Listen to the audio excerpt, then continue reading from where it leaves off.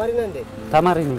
አረ የት ነው የምትማረው? ፋሲሎ አስረኛ እናቱን አክባሪ በትምህርቱ ጎበዝ የሆነ ልጅ ነው። የፈጠራ ስራ ሰራለሁ። ደረቆት ቆልቼ ነው ያሳደኩት። ብዙ ሰዎች እናት አላቸው፣ ነገር ግን የኔ እናት ትለያለች። ፍላጎቱን አላሟላውለትም።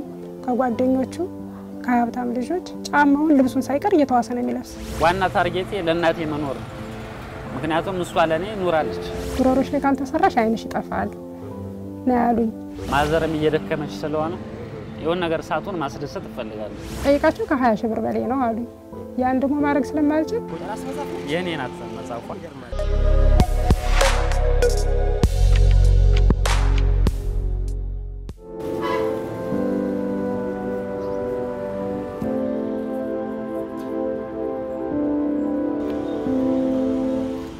ሰላም ነው ጋሽ? እግዚአብሔር ይመስገን። ሰላም ነው? እግዚአብሔር ይመስገን። ስራ ቆንጆ ሁሉ አማን ነው። በጣም አሪፍ ነገር ሲቆርጥ እሺ እሺ ጋሽ ሁሉ መልካም ሁሉ አሪፍ ነው። እግዚአብሔር ይመስገን። ተማሪ ነህ እንዴ? ተማሪ ነኝ። አረ የት ነው የምትማረው? ፋሲሎ አስረኛ ክፍል። 10ኛ ክፍል። አዎ። እንዴት ነው ክላስ? አሪፍ ነው። ቆንጆ ነው? አሪፍ ነው። ሊስትሮዮ ለታክሲ ለምናምን አዎ። እዛ በተጨማሪ አንዳንድ ስራዎችን እሰራለሁ። አረ አዎ። ቤተሰብ ሌላቸው በምን ነው የምትተዳደረው? ቤተሰብ ያው ማዘር ብቻ ናት ያሳደገች። አረ አዎ። እና ያው እህት ወንድም አባት የለኝም። እና ያው የቀን ስራ ሰርታ ምናምን ነው የምታሳድገኝ። ማዘር የቀን ስራ ነው የምትሰራው? አዎ። ስለዚህ እሳቸውንም ለማገዝ ነው ጎን ለጎን እንደዚህ የምትሰራው? አዎ። ያው በእኔ አስተሳሰብ መስረቅ ነው ወንጀል ብዬ አምናለሁ። መስራት ያስከብራል። መስራት ያስከብራል። አዎ እሱ ነው የኔ እምነት እንጂ ከምሰራው ስራ ጋር ይሄ አይገናኝም። በትርፍ ሰዓት ነው ማለት ነው ሊስትሮ የምትሰራው ከትምህርት ጎን ለጎን? አዎ በትርፍ ሰዓት ነው። እና ያው አብዛኞቹም እንደውም ጥያቄ ያነሱብኛል። ምን አይነት ጥያቄ? ያው እኔ አሁን የፈጠራ ስራዎችን እሰራለሁ። የፈጠራ ስራ ትሰራለህ? አዎ። በጣም ደስ ይላል። እና በቅርቡ ደግሞ አሁን ትናንትና በ11 ከትምህርት መምሪያ እውቅና አግኝቻለሁ። የፈጠራ ስራ እሰራለሁ እና የምሰራው ደግሞ አሁን ለምሳሌ ሃርድዌር እና ሶፍትዌሮችን አጫጭር ስልጠናዎችን እሰጣለሁ። በሱ ደግሞ ትናንትና በ11 ከትምህርት መምሪያ እውቅና አግኝቻለሁ። የእውነት አዎ። ከዛ በተጨማሪ ደግሞ አንድ ፕሮጀክት አለኝ። ምን አይነት ፕሮጀክት? የስነ ምግባርና ሰብአዊነት የሚል ስልጠና አለ እና እሱ ሰማዕታቶች አቅፈውኝ ይዘውኛል። እና ይህን ስልጠና ደግሞ ለ7 የሚሆኑ ተማሪዎችን ስልጠና ሰጥቻለሁ። ለ7 ትምህርት ቤቶች እየሰጠው እገኛለሁ። ወደ ስራው የገባው የባለ እግዚአብሔር ሰንበት ተማሪ ነው። የባለ እግዚአብሔር ሰንበት ተማሪ ነው እና እጽፍ ነበር የተወሰነ የጻፍኩት ያው በሰው ደረሰ እውቅና አግኝቼበት ስልጠና ይሰጥ ተብሏል። እና ለ7 የሚሆኑ ትምህርት ቤቶች ስልጠና ሰጥቻለሁ። በቋሚነትም እየሰጠው ነው ስለ ስነ ምግባር።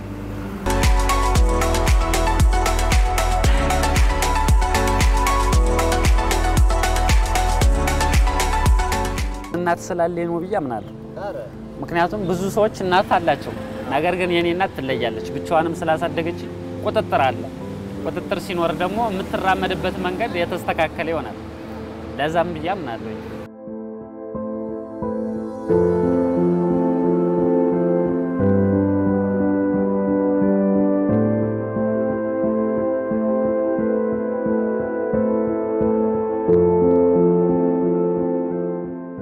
ሙሴን ወልጄ ያሳደኩት ቀበሌ 3 ነው። ቀበሌ 3 ወልጄ 3 አመት በኋላ ያሳደኩት ግን ቀበሌ 14 ነው። ሳሳድገው ጥሩ ስነ ምግባርና ጥሩ ፍቅር ያለው ሰው ነው። የሰው መውደድ ያለው ሰው አክባሪ፣ እናቱን አክባሪ፣ በትምህርቱ ጎበዝ የሆነ ልጅ ነው። በባለ እግዚአብሔር በሰንበት ትምህርት ቤትም ሲኖር ሁሉ ጊዜ ተሸላሚ ነው። ሰርተፊኬቶች፣ ስዕሎች፣ ብዙ ነገሮች ተሸልሟል። ከአንደኛ ክፍል እስከ 8ኛ ክፍል የተማረው ዶና በርበር ነው። ዶና በርበር 8ኛ ክፍል ላይ ሁለተኛ ወጥቶ ነው ያለፈው፣ ወደ 9 ማለት ነው። ጎበዝ ተማሪ ነው። 9ኛ ክፍል ላይ ስኮላርሺፕ ተሰጥቶታል ጎበዝ ተማሪ ስለሆነ። 10ኛ ክፍል የተማረው ወራይ ዞን አካዳሚ ነው። አሁን እየተማረ የሚገኘው ቀበሌ 15 ፋሲሎ ትምህርት ቤት ነው። የሆነ ተከፍታ መከፋቷ እንዳይታወቅ የምትስቅ የሆነ ሙሉነት የሚሰማት እናት ናት ለሰው። ለሷ ግን በጣም ችግር ያለባት ማለት ነው። ስለዚህ በጣም ለኔ እንጃ እሺ ደረቆት ቆልቼ ነው ያሳደኩት። ደረቆት ቆልቼ ሰው ልብስ አጥቤ የቀን ስራም ሰርቻለሁ። አዝየው ማለት ነው። አዝዬ ቀን ስራ ሰርቻለሁ። አዝዬ ደረቆት ቆልቻለሁ። እግዚአብሔር ይመስገን። እስካሁን ግን ያው የምበላው የምጠጣው ባላጣም ልጄን ግን ማስደሰት አልቻልኩም። ፍላጎቱን አላሟለውለትም። ስልክ ያስፈልጋው እስካሁን ድረስ ስልክ የለውም። ከዛ በታች ያለ ራሱ እንደ ጓደኞቹ ልብስ ጫማ እንኳን በአግባቡ እየገዛውለት አይደለም። እየተዋሰ ነው የሚለብሰው ከጓደኞቹ ከሀብታም ልጆች ጫማውን ልብሱን ሳይቀር እየተዋሰ ነው የሚለብስ እንጂ በቂ ፍላጎቱን አላሟለውለትም። ግን እግዚአብሔር ይመስገን ያው የልፋቴን ቆጥሮልኝ እዚህ ደርሷል። ከምንም በላይ የሰው እጅ መጠበቅ በጣም እንደሚያስፈራ እና በየትኛውም እምነት ደግሞ መስረቅ ወንጀል ነው። ያንን ከናቴ ወስጃለሁ። መስራት እንደሚያስከብር ይሄንን ነገር ወስጃለሁ። ከሰራ ደግሞ በጣም ብዙ ነገሮችን ታገኛለህ ብዬ አምናለሁ። ስለዚህ ለሌሎችም የምመክረው የብዙ አይነት ትላልቅ ስራዎችን ልንሰራ እንችላለን። ግን በዛ ስራ ብቻ ላይሳካም ይችላል። ቢሳካም ደግሞ ከሰው መጠበቅ የለብንም። ዝቅ ብለን ብንሰራ ፈጣሪም ያየናል ብዬ አምናለሁ። ብዙ ነገሮችንም ስለምንሰራ ነው ፈጣሪም ከኛ ይራቀ። ስለዚህ ዝቅ ስንል ከፍ ማለት እንደሚቻል ማወቅ አለብን ብዬ አምናለሁ። ቀን ስራ እየሰራው እያለ ደረቆት እየቆለው እያለ በዛን ሰዓት አይኔን ታምሜ 4 አመት ሆኖኛል። በዚህ አጋጣሚ ማለት ነው 4 አመት ሆነኝ። በየጸበሉ ትቼው ነው የምሄድ። አንዴ ከሰው አስጠጋዋለሁ፣ አንዴ ከቤት ትቼው እሄዳለሁ እንጀራ ጋግሩለት ብዬ። ብዙ ቦታዎች ብዙ ጸበሎች እጃለሁ። ያው ጸበሉ ቢያሳግሰኝም ግን መሰራት እንዳለብኝ ነው የሚነግረኝ ዶክተሩ። አንገትሽ ላይ የሚረጨው እንቅርት ነውና አንገትሽን ካልተሰራሽ አይንሽ መመለስ አይችልም ብለውኛል ዶክተሮች። ያንን ስጠይቃቸው ከ20 ሺህ ብር በላይ ነው ያሉኝ። ከ20 ሺህ ብር በላይ ቀርቶ እኔ 5 ሺህ ብር ማግኘት ስለማልችል ያው ጸበል ላይ እየተጠመቅኩ ጸበል ላይ ነው ያለው እና ባለው ነገር ያው ጸበል በድን ብመጣ በሰው ጋር ነው ትቼው መሄድ። የሰው መስተፋቅር ስላለው ሰው ስለሚወደው በሰው ጋር ትቼው ነው የሚሄድ። በቃ እቤት በሰው ማስጠግቼው ነው የሚሄድና ሙሴ ጥሩ ልጅ ነው። ነገራችን እስካሁን ድረስ ሲወጣ ሲገባ ጉልበቴን ስሞ ነው እናቴ ደህና ዋልሽ ብሎ ደህና ዋይ ብሎ ብቆጣው እንኳን እንደ ጎረምሳ እስካሁን አያንገራግርም። ጥሩ ልጅ ነው። ምሰራቸውን ወደፊት ማምጣት ትፈልጋለሁ። ማዘርም እየደከመች ስለሆነ የሆነ ነገር ሳቱን ማስደሰት ትፈልጋለሁ። ስለዚህ ዋና ታርጌቴ ለእናቴ መኖር ነው። ምክንያቱም እሷ ለኔ ኑራለች፣ ለእኔ ደግሞ ለሷ ብኖር ምንም ነገር አይደለም። ያማው በፍቅር እንዲያድግ ነው የምፈልገው። ያለውን ነገር ያዘውን እንብላ ብሎ እንዲያድግ ካላት ነገር ተካፍሎ እንዲበላ ነው ያሳደኩትኝና አሁንም ቢሆን ሰው ቢመጣ እየበላ ያለውን ሁሉም ይሰጣቸዋል እንጂ ረሂለዋለ ለነገ ያውቅ። በጣም የዋህነት ያጠቃዋል። ሰው አማይ ነው። ሰው ከቀረበ እህት ወንድም ስለሌለው አንተም ከቀረበ እንደ ወንድም በቃ የሆዱ ዝርግፍ አድርጎ ሚስጥር የሚያወራ በቃ እንትን እና ቢያንስ እንደው ለጓደኛ የሚወራውን ነገር በሆድ የምትዘውን ነገር እስኪለይ አንቺ እኔ እኮ እንደ ወንድሜ ነው የማያውቅ እኮ ወንድሜ ከቀረበ ወንድም ነው በቃ እና ከልቡ የሚይዘው ነገር የለም። የዋህ ነው በጣም። አሁን ላይ እንግዲህ ትምህርቱ አለ። ከትምህርቱ ጎን ለጎን ደግሞ ሁለት ነገሮች አሉ። የትኛው ላይ ነው በደንብ ገፍቼ እሄዳለሁ ለታስበው? ያው ሁለቱም አንገብጋቢ ቢሆን ግን እንደ ሀገርም እንደ እንትንም ስናየው ትልቁ ችግር ስነ ምግባር ትልቁ ችግር እና ይሄንን ፕሮጀክት አስፋፍቼ በትምህርት ማምሪያም እውቅና ስላለኝ አስፋፍቼ መቀጠል መንገር ላይ ምናምን የወደቁትን በመምከር ወደ ተሻለ ኑሮ ምክንያቱም በብዙ ነገር ይወጡ አሉ ተሟልቶላቸውም ጥሩ አመለካከት ስለሌላቸው የሚወጡ አሉ። ነገር ግን ችግር ሲኖር ያንን ችግር ማሸነፍ ነው እንጂ በችግሩ መሸነፍ የለብንም ብያምናለሁ። ስለዚህ ይሄንን ፕሮጀክት ወደፊት ባመጣው በጣም ደስተኛ ነኝ። እስካሁን ምን ሂደቶች ላይ ሄዳበታል? በዚህ ፕሮጀክት ለማረሚያ ቤቶች ስልጠና ለመስጠት ደብዳቤ አስገብቻለሁ ለዋና ኃላፊው አልካለ ካለው ማለት ነው። እንግዲህ ያ ተሳካ ማለት ለኔ እውቅና ጥሩ ነው። እስከ ካምቢ ኮሌጅ ድረስ አሰልጠኛለሁ። ሽሟቦው ወረቀት አለኝ ላሳየም ይችላል። ድልችቦ ጢማ ትምህርት ቤት፣ ጣናዬ ቅፋሲሎ፣ ሽምብጥ ኃይሌ ትምህርት ቤት እነዚህን አሰልጠኛለሁ። ምንድነው የምታደርገው? ስልጠናውን ለመስጠት የምትሄድበት ርቀት ምንድነው? መጀመሪያ የምታደርገው ነገር ስልጠናውን ለመስጠት መጀመሪያ እኔን አቅፎኝ ያዘ ተቋም አለ ሰማዕታት አባይ ማዶ ለነሱ ሄድና ደብዳቤ እንዲጽፉልኝ አደርጋለሁ። በደብዳቤ ነው ከወቅቱም ጋር ጥሩ ስላልሆነ ያንን ደብዳቤ ሰጣቸዋለሁ፣ አሰለጥናለሁ፣ ፊድባክ ይሰጡኛል። የምስጋና ምስክር ወረቀት እንደውም ይሄንን አጠራቅመው ለታክሲና ለአንዳንድ ወጭ ብለው ሰማዕታቶች የተወሰነ ብር ሰጥተውኛል 5000 ብር እና በዛም ለማስፋፋት አስቤያለሁ።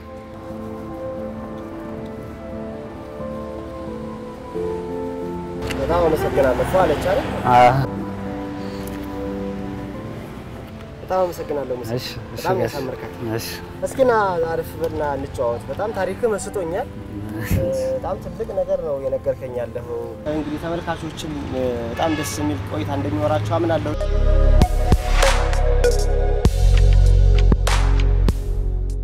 ቤተክርስቲያን ማዘር አስገባች።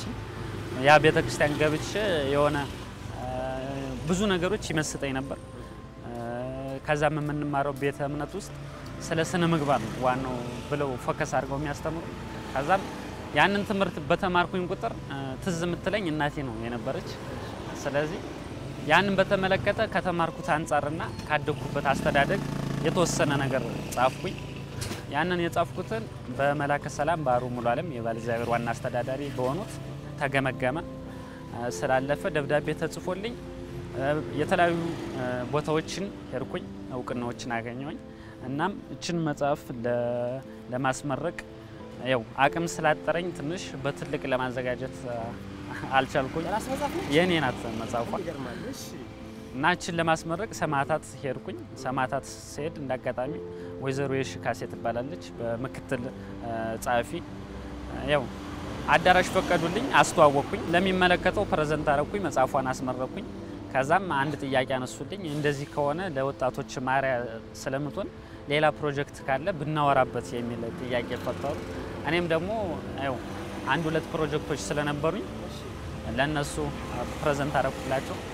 ከዛም ያው የስነ ምግባርና ሰብአዊነቱን ስልጠና ከነሱ ጋር እየሰራሁኝ ይገኛል።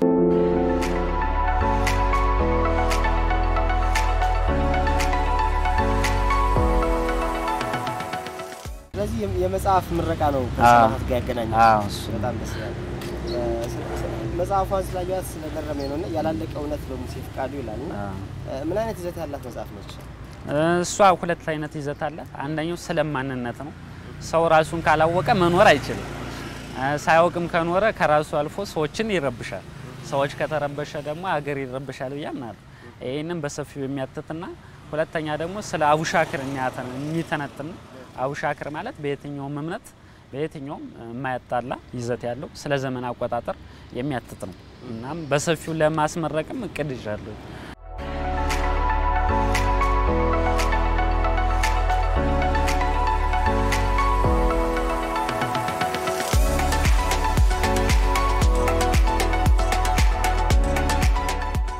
በዚህ ደረጃ ጽፎ ማሳተም በጣም ደስ የሚል ነገር ነውና ያላለቀ እውነት በሙሴ ፍቃዱ ይላልና ተመልካቾች ገበያ ላይ ማግኘት ይችላል? አዎ ይቻላል።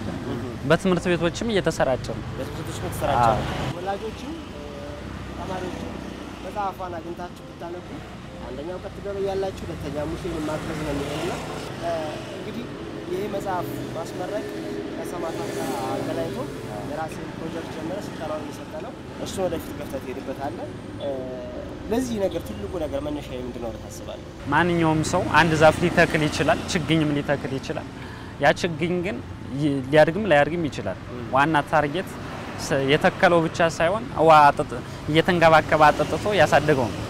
ስለዚህ እኔ በየትኛውም ቦታ መነሻዬም መድረሻዬም እናቴ ናት። ስለዚህ በቃ በየትኛውም ትምህርቴ ናት ለሷ። ስለዚህ ከትምህርት ጎን ለጎንም እሷ ስለሆነች በቃ ለኔ መነሻ እናቴ ናት።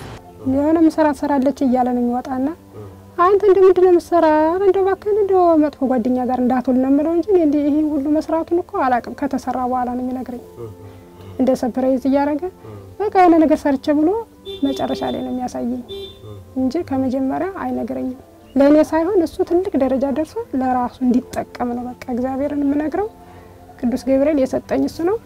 ስለዚህ እኔን እንዲረዳኝ ሳይሆን እሱ ትልቅ ቦታ እንዲደርስ ነው በቃ ምኞቴ። አሁንም ለወደፊቱ መቼም ቢሆን የሱን ትልቅ መጨረሻው ነው ማየት እንፈልግ።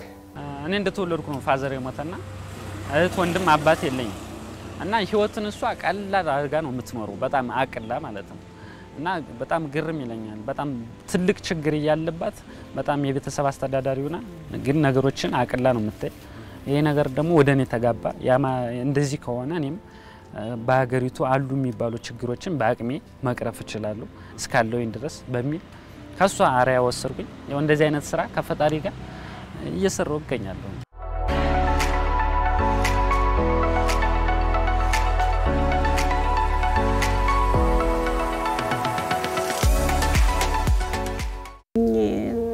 አራት አመት እየሆነኝ ነውና ተመርምሬ ያለው ሆስፒታል ገምቢ ምጄ ተመርምሬ ዋይተር ነው ጉሮሮሽ ላይ ካልተሰራሽ አይንሽ ይጠፋል ነው ያሉኝ። ዋይተር ሚራጫው ዋይተር ነው አሉኝና ስጠይቃቸው ከ20 ሺህ ብር በላይ ነው አሉኝ። ያን ደግሞ ማድረግ ስለማልችል ዝም ብዬ በዚህ የጸበሉ ነው እሄዳለሁ። ዝም ብሎ ደም ነበር የሚያለቅስ በጣም ወጥቶ ነበር ወደ ውጭ ግልብጥ ብሎ ወደ ውጭ ወጥቶ ነበር። ማየት ሁሉ ጋርዶ ነበር። እግዚአብሔር ይመስገን በጸበል ግን ደህና ነኝ አሁን። ያው ይተሻለ ነው እየተሰከሰ አሁን ቢያንስ ደህና ነኝ። የፀሐይ ብርሃን ያው በጣም ፀሐይ ሲሆንና እንደዚህ ካሜራ ላይ እንትን እሱ ላይ ነው የሚጋርደኝ እንጂ አሁን ደህና ነኝ። በፊትማ ጋግሬ መብላት ሁሉ አልችልም ነበር። ጋርጄ ነጠላ ጋርጄ ነው የምወጣ ምገባ ነበር። አሁንማ ደህና ነኝ እግዚአብሔር ይመስገን።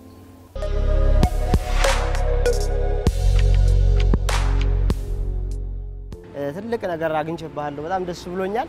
የተከበራችሁ ተመልካቾቻችን አሁን ምን ገኘው በባህር ዳር ከተማ ቀበሌ 14 አካባቢ በድንገት የሊስትሮ ስራ እየሰራ የሚገኝና በትምህርቱም የተሻለ ደረጃ የሚገኝ እንዲሁም ደግሞ በተለያዩ ስራዎች የሚሳተፍ በተለይ ደግሞ የፈጠራ ስራዎችን ከትምህርቱ ጎን ለጎን የሚሰራ ስልጠናዎችን በመስጠት ከተለያዩ ተቋማት ጋር ስነ ምግባር ላይ የራሱ የሆነ አበረክቶ እየተወጣ የሚገኝ ወጣት ልጅ ነው። እጄ ላይ የምትገኘው ያላለቀ እውነትን መጽሐፍ እንግዲህ በሙሴ ፍቃዱ የታተመች ነች ማለት ነው። በጣም የሚያስደንቅ ታሪክ ነው ያገኘሁት። ስለዚህ የቶና መሰናዷችን ወደ እናንተ መሻገሩን አሁን ይቀጥላል። አብራችሁን ቆዩ። እኔ በጣም ጓጉቻለሁ። ኮምፒውተር ሴንተሩ ጋር ሄደን የፈጠራ ስራዎችን ሞካክረውን ታሳየኛለህ። ለተመልካቾችም አብረን እናሳያቸው ነው የሚሆነው። ስለዚህ እቃ እናስተካክልና ወደዛ ነው የምንሄደው። ከዚህ መሆን ይችላል። እዚሁ በጣም አሪፍ። የቶና መሰናዷችን አሁን ይቀጥላል። አብራችሁን ቆዩ። ስለዚህ ቀጥታ ወደዛ ነው የምንሄደው።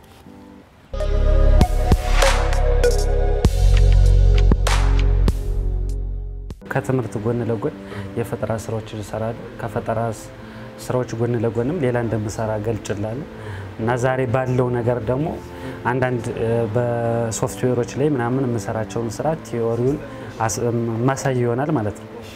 ለምሳሌ አሁን መጀመሪያ የምናየው አሁን ትናንሽ መኪኖች አሉ። ትናንሽ መኪኖች መቆጣጠር የተለመደ በሪሞት ኮንትሮል ነው። ሪሞት ኮንትሮል ባለፈ ነገር ግን ኮዳቸውን በመሙላት ማንኛውም መኪኖች ላይ የራሳቸው ኮድ አለ ከየትኛው እቃ ላይ ማለት ነው። ስለዚህ እነሱን እቃዎችን ስማቸውን በመጻፍ ኮዳቸውን በመሙላት የምንፈልገውን ቁጥር ማስገባት የምንችለው አለ ማለት ነው። ከዚህ ዲስክቶፓችን ላይ የምናስገባቸው አሉ። በፋይል አያይዘን የራሱ የፈጠራ ስራዎችን እንደ በሞጁል ጽሁፋቸውን እናስገባለን። ከጽሁፋቸው መካከል ከዚህ ይመጣልናል። ለምሳሌ አሁን ከመጣልን መሰረት ለምሳሌ አሁን ከዚህ ነው ብንል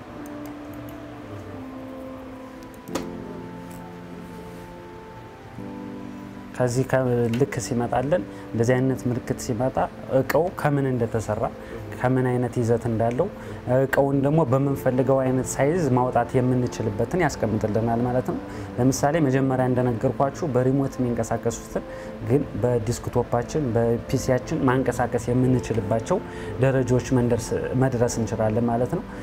ነገር ግን መጀመሪያ እቃውን የምንፈልገውን ማንኛውንም እቃ እንሰራለን። ከሰራን በኋላ እዚህ ዲስክቶፓችን ጋር እናገናኘዋለን። ካገናኘው በኋላ እዚህ ጋር ይመጣልን ቀጥታ በመንፈልገው ኮድ መሰረት ከእቃው አንፃር ማለት ነው። ከእቃው አንፃር ማንኛውም እቃ የተለያየ ኮድ ስለሚኖረው ከምንፈልገው እቃ እናስገባዋለን። ያንን እቃ በእንደዚህ አይነት መልኩ ማስገባት እንችላለን ማለት ነው። ቀጣይ ደግሞ ለምሳሌ አሁን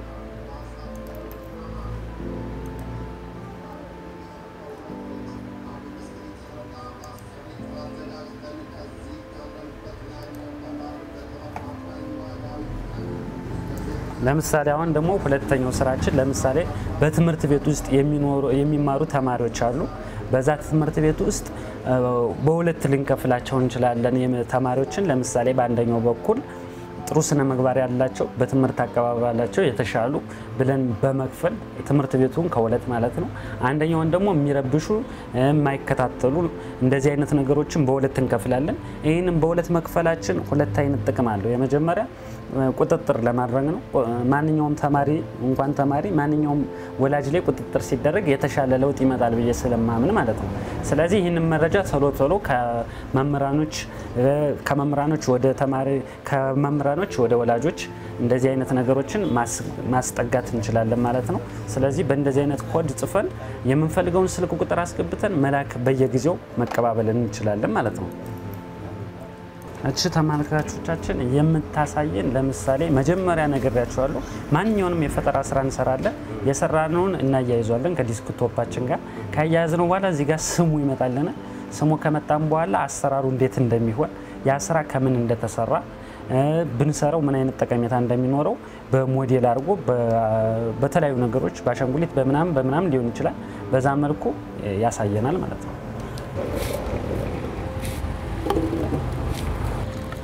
ሙሴ በጣም ደስ ብሎኛል። ዛሬ ታሪክህን አጫወትከኝ፣ ማዘሯን ማገኘናት፣ ሀሳቦችን ሰማነ። እንግዲህ በድንገት አግኝቼህ እንዲህ አይነት ደስ የሚል ታሪክ እንዳለህም ለኔም አሳይተኛል፣ ለተመልካቾችም እንዲሁ አሳይታቸዋል። በዚህ አጋጣሚ የተከበራችሁ ተመልካቾቻችን ሙሴ በጣም ብሩህ አእምሮ ያለው ልጅ ነው። ወደፊት የተሻለ ቦታዎች ላይ መድረስ የሚችል ልጅ ነው። ከትምህርቱ ጎን ለጎን እንግዲህ በስነ ምግባር የታነጸ ሰርቶ የሚተዳደር እንዲህ ሊስትሮ እየሰራ ወላጅ እናቱንም እንዲሁም ደግሞ ራሱንም እየደገፈ ይገኛል። እናቱም እንግዲህ ጠንካራ እናት መሆኗን አይተናል። ሙሴ በወላጅ እናቱም ህይወት ተደንቀናል። እናንተም እንደተደነቃችሁ እምነታችን ነው። ሙሴን ማገዝ የምትፈልጉ ካላችሁ አድራሻውን እናስቀምጣለን፣ አግዙት። ሙሴ በጣም አመሰግናለሁ። መልካም ስራ፣ መልካም ትምህርት። እሺ የተከበራችሁ ተመልካቾቻችን እኛ ደስ የሚል ጊዜ አሳልፈናል። እናንተም እንደወደዳችሁት እምነታችን ነው። ፕሮግራሙን በማዘጋጀት ሰለሞን አደላ አብሬያችሁ ቆየው። ከአሚኮ የቅዳሜ ቡና ዝግጅቶች እንዲሁም ሌሎች ዝግጅቶች ወደ እናንተ መሻገራቸውን ይቀጥላሉ። አብራችሁን ስለነበራችሁ ከልብ እናመሰግናለን። ጤና ይስጥልን። ሙሴ ቻው። በቃ ወንድም አመሰግናለሁ። እሺ